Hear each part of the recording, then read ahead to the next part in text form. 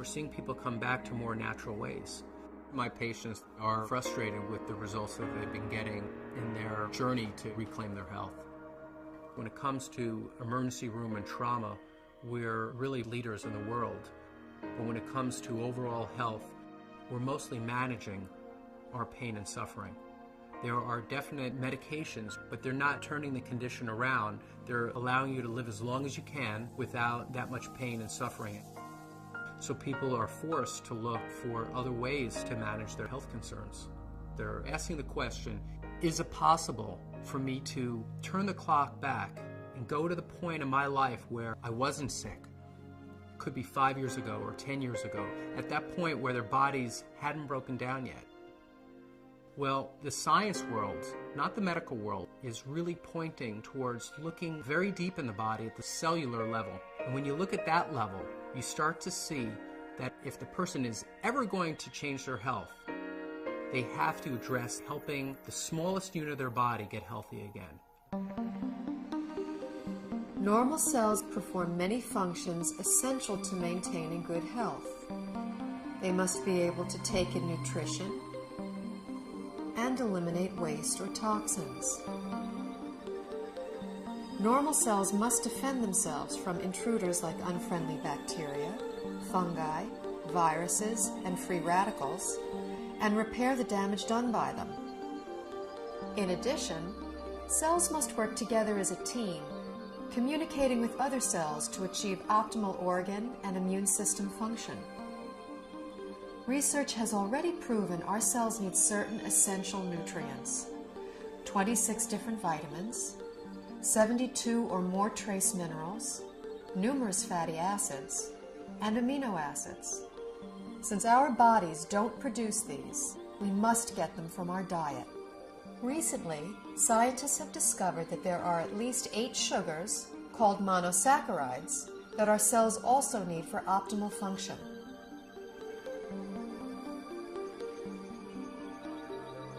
Inside cells, these sugars combine with protein strands and form complex structures called glycoforms. The exterior of a healthy cell is covered with a dense forest of these glycoforms. Glycoforms can exchange infinite combinations of information depending on their shape and charge. Glycoforms are present on the surface of all cells and actually prevent viruses, bacteria, and other enemy cells from entering a healthy cell by blocking the entrance to the cell's surface. Glycoforms can hold on to an enemy cell until an immune system cell can arrive to destroy it. Healthy immune system cells can also accurately identify normal cells and not interfere with their function. Cells covered with glycoforms enable clear and accurate cell-to-cell and system-to-system communication, creating an information superhighway within the body. Glycoforms play a vital role in every human physiological process: immune system response, tissue regeneration, cell replication, growth, and structural stability.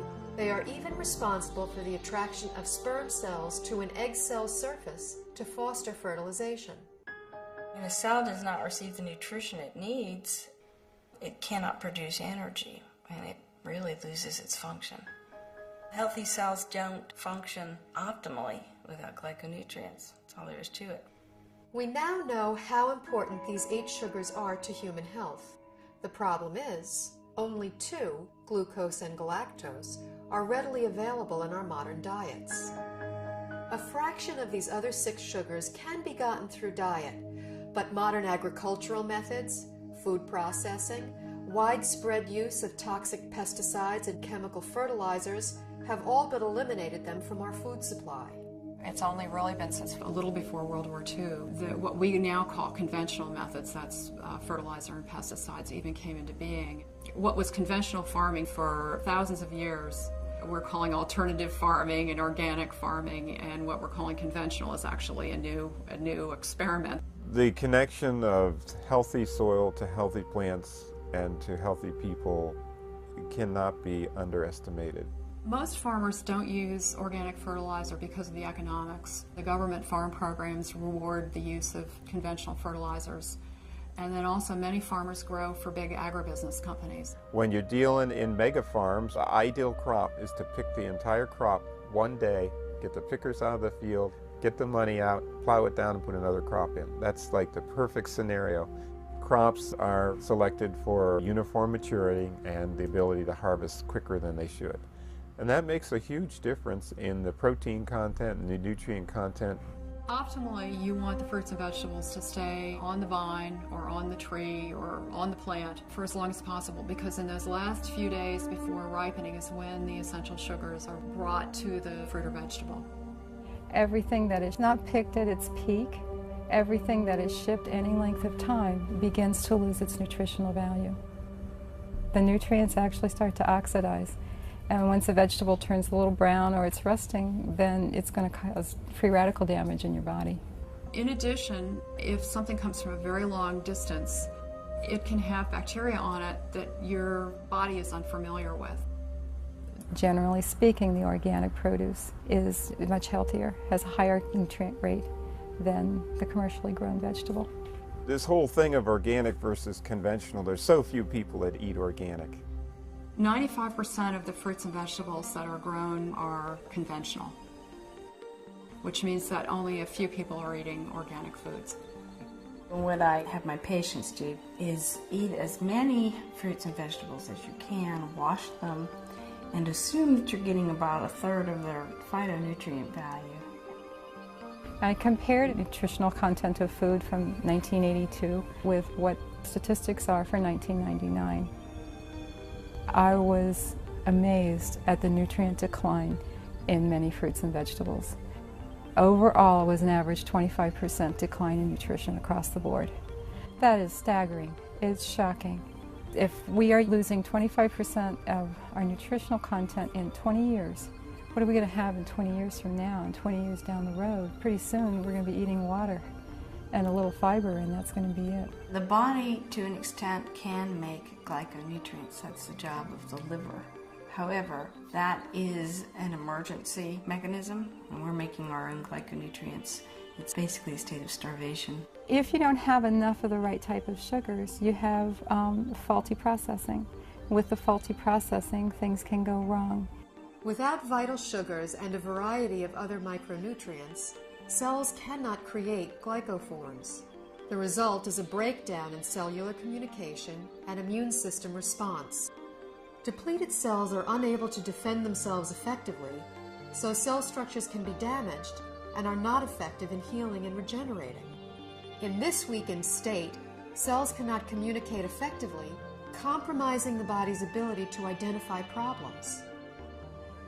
They are also unable to destroy pathogens such as viruses, bacteria, and fungi, and cannot identify mutated cells so the immune system can eliminate them. For example, when a person suffers from an autoimmune disorder, their compromised immune system may respond inappropriately and treat altered normal cells as intruders and destroy them. It may allow mutated cells to proliferate, or the immune system may not respond at all, leaving the body extremely vulnerable to many types of infectious agents. Because they're not getting everything they need from their diet, people are doing one of two things. The first thing they do is nothing, and many people are ending up with chronic diseases, or they're getting sick more often. Their health is somehow degraded as a result. And other people are using supplements, including supplements of sugars. We need to eat the right foods to make the right structures to have optimal health. There's a break in the link here because we can't get that food anymore in today's modern diet. Therefore, there's a need to supplement with a type of nutrient called a glyconutrient. When I first learned about these glyconutrients, the concepts made sense to me, but I was very skeptical about using them. It seemed like there were a lot of people making claims that it could help with all different sorts of health conditions. And anytime I see that, I throw my hands up and I say, this can't be true. The big shift for me was seeing how many different countries were researching this. The University of Oxford have their own Glycobiology Institute where they were studying this as early as the late 1980s. Countries all over the world, Japan, Germany, Switzerland, Finland, New Zealand, Australia were looking at these nutrients and their clinical application, as well as in the United States at Johns Hopkins, MIT, University of California, Irvine. Once I realized how crucial these supplements are for human health, I felt compelled to offer them to my patients in my practice. When I started with the patients with the most serious health challenges that I wouldn't be able to help previously, the results that started coming in were amazing. We just started to see people gain their health back. I had a difficult time getting through the day. I had very low energy, and I was not in very good health. I started on a glyconutritional program big time. Now I don't have a pain in my body. I don't have any restrictions on my capabilities. I feel younger than I was at age 69, and I'll be 79 in a matter of days. Since the time I was 17, I was always on medication and nothing was working. I just started to resign myself to being this sick adult. I took these glyconutrients and it's changed my life completely. I'm on a road of recovery where I feel I'm more alive than I've been in over 10 years. It was to the point where I prayed that if my pain doesn't go away, I just want to die. I went ahead and decided to start taking glyconutrients, and I was completely, within 3 weeks, pain-free. I can do it all again. I feel like it's been given back to me, and that's what I'm thankful for. These type of results I've never seen before in my practice and were exciting to say the least. I believe somewhere in the next 10 to 20 years that this will be in the curriculum of all training because it gets results. I, as a physician, am real excited about that. And I think that physicians in general should be fascinated from a scientific standpoint. After seeing so many dramatic results with the people that I've recommended this to, my approach to healthcare has changed fundamentally. I hope to see a paradigm shift in treatment in the future, where you have a truly integrative approach between traditional medical care and nutritional support. And this would ultimately give people not only a longer life, but a better quality of life.